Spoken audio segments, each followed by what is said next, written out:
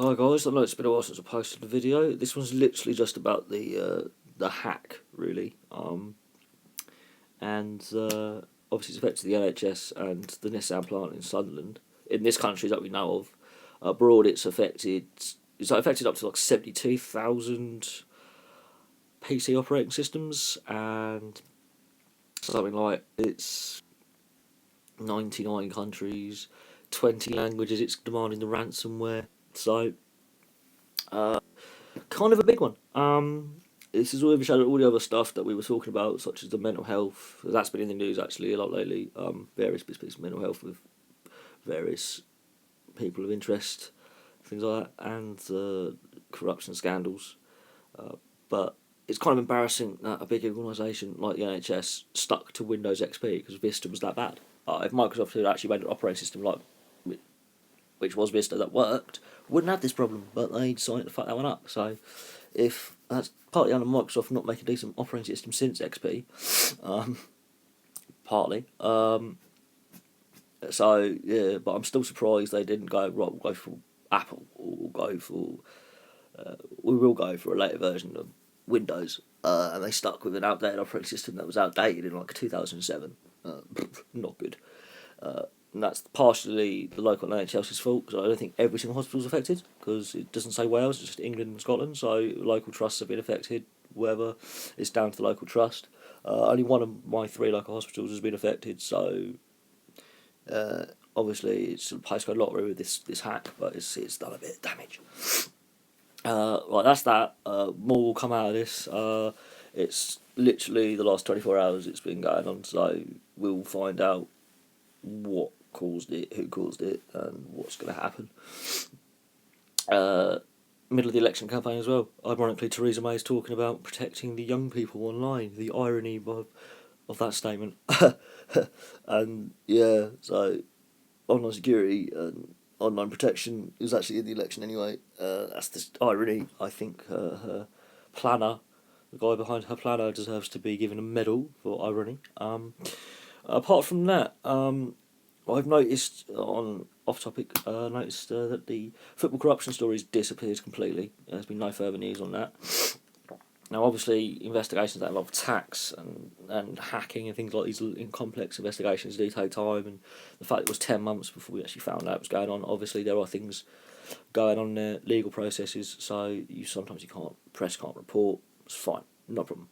But the fact that nothing new's come out of it, Newcastle won the championship and haven't, there's no provisional suspension there, we shall see what happens. This could rumble on a bit, but nothing seems to be reported on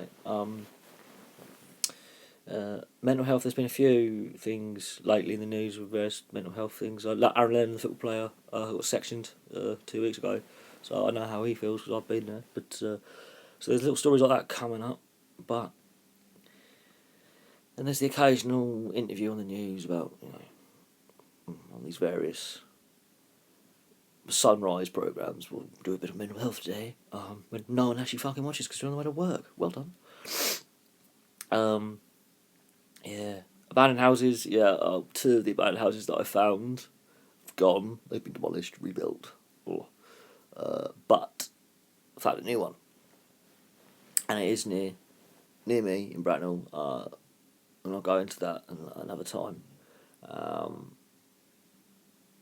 But yeah, this one is going to take a little bit of nosing around, but it's on a big plot of land, and it's been abandoned for ages.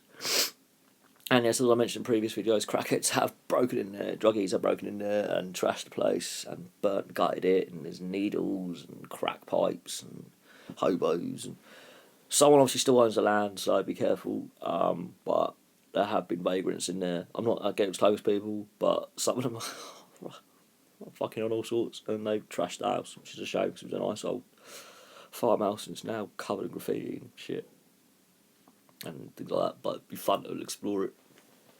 It's literally just off a road, so it's not hard to find.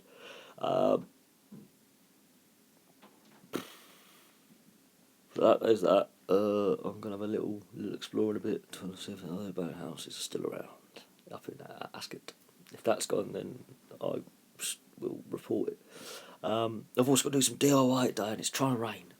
It really is, and I've got to take a carpool awning thing down I built with my mate only a month ago because it was a temporary structure. Burn all the fucking wood. Use the tarpaulin for bits and pieces, and we've got to level up the ground and fucking all sorts. And it's a pain in the arse, but it's got to be done. Oh yeah, I'm already tired. So we bought ourselves a little incinerator. It's basically like a metal bin. It looks like an American bin with a funnel on top, which would be fun. I might get to burn stuff. It's actually been really really warm. It's just we were meant to have thunderstorms yesterday, then it stopped and cleared up. But it was so humid last night. It's unreal. So it's gonna be like this. It's gonna get really warm. There's gonna be thunderstorms. I like a good thunderstorm. Yeah. Right, as that's the video. Comment in the links below if you've been affected by this ransomware hack. Comment in the links below if you find out anything else about the football investigation. And if you find any abandoned houses, comments in the links below, and yeah, we'll carry on. I'm back, and enjoy your weekend.